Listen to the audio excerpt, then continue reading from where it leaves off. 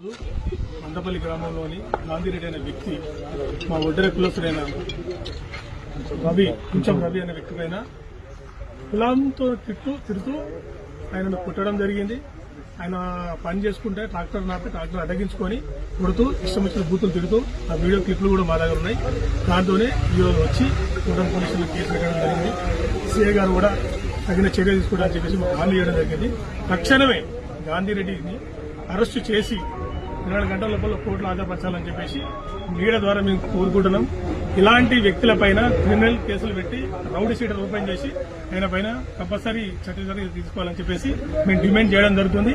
లేని ఎడల వడ్డెర కులస్తులమందరం ఇవాళ జిల్లా నుంచి వచ్చిన మేము రాష్ట్రం నుంచి వచ్చి దిగ్బంధం చేయడానికి సిద్దంగా ఉన్నాం. మేము చట్టం మీద గౌరవంతో ఈ ఒక్కరోజు ఆగుతున్నాం. ఈ ఒక్కరోజు తర్వాత రేపు కనుక ఆయన అరెస్ట్ చేయకపోతే ఎల్లుండి లోపల మొత్తం మేము రాష్ట్రంలో వడ్డెర కులస్తులందరం వచ్చి దిగ్బంధం చేయడానికి సిద్ధంగా ఉన్నాం. జై వడ్డెర.